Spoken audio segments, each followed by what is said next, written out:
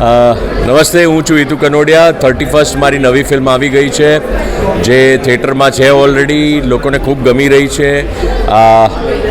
Weeks વધારી રહ્યા છીએ, એવું નથી કે એક વીકમાં આવીને જતી રહી. હજી સુધી થિયેટરમાં સરસ અને સ્ક્રીન્સ વધી રહ્યા છે, પ્રાઇમ ટાઈમ મળી રહ્યો છે, લોકોને ગમી રહી છે, ચર્ચા કરી રહ્યા છે લોકો, કારણ કે એક ગંભીર મેસેજવાળી, ખૂબ જ તમને જકડી રાખે એ પ્રકારની થ્રિલર કે સસ્પેન્સ ડ્રામાવાળી એક મસ્ત ફિલ્મ છે.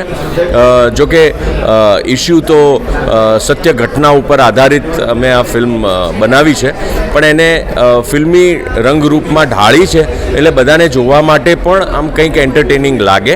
એટલે બહુ સ્ટ્રોંગ મેસેજવાળી સારી ફિલ્મ છે, જોવી જ જોઈએ. જેણે ના જોવી હોય જોયા આવો. આમાં મારો રોલ એસીપીનો છે. હવે એસીપીના રોલ માટે જે વિચારધારા ઈમાનદારીની હોવી જોઈએ, કે જે પ્રકારે સ્ટ્રોંગ બિલીફ્સ સાથે ચાલવાવાળો, કાયદા કાનૂન સાથે ચાલવાવાળો માણસ જે હોય, એમાં લગભગ એ પ્રકારનો હું ખરો. એટલે મને બહુ જ પાત્રમાં ઘૂસવા માટે તકલીફ નથી પડી, કારણ કે સહેજતાથી પણ મારા જે પણ બિલીફ્સ છે એ આ પિક્ચરના કિરદાર એસીપી અનિરુદ્ધના બિલીફ્સ છે. બસ આ જે મેસેજ અમારી ફિલ્મની છે એ રિયલ લાઈફની લડાઈ એ જ છે કે નારી જે હોય છે એનો અવાજ ઉઠવો જોઈએ. જે આ દુષ્કર્મો કરીને આ રાક્ષસો જતા રહે છે, છૂટી જાય છે, બચી જાય છે, એ લોકોને ત્યાં ઠાર કરી દેવા જોઈએ. એ પ્રકારની મારી વિચારધારા છે.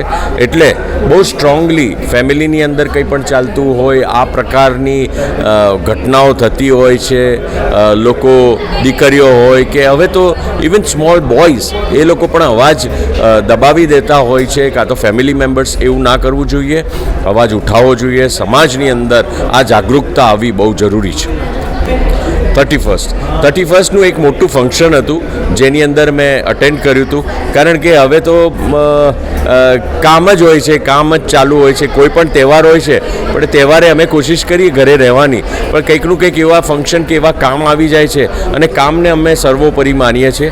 કામ સૌથી અગત્યનું હોય છે, નંબર 1 અમારા માટે હોય છે, અમારા ફેમિલી માટે. એટલે અમે કામને મહત્ત્વ આપીએ છીએ અને પરિવાર સાથે લઈ જઈને જેટલું બને એટલું સાથે રહેવાની કોશિશ કરીએ છીએ. સંકલ્પ એક કરી લો તમે લોકો બધા મળીને કે ગુજરાતી પિક્ચર થિયેટરમાં જઈને જોઈશું. જો તમે લોકો થિયેટરમાં જઈને ગુજરાતી પિક્ચર જોશો ને તો પછી આ બધી જરૂર નહીં પડે ભાઈ, અમે લોકો જ પૂરું પાડીશું બધું. મિત્ર છે, સાથીદાર છે, સાથી કલાકાર છે, જોરદાર મહેનત પોતે પણ કરે છે અને લોકોને ગમતો હીરો છે, બધાને મજા આવે છે. અમે સાથે હોઈએ તો બહુ મજા આવે છે. જોઈએ, વેટ એન્ડ વોચ, બધું આવવાનું બાકી છે. હજી તો મારી શરૂઆત થઈ છે. પહેલાં ઊભા રહો, મજા આવશે. 31st જે અમારી ફિલ્મ આવી ગઈ છે, થિયેટરોમાં છે, પ્લીઝ જોવા જાઓ.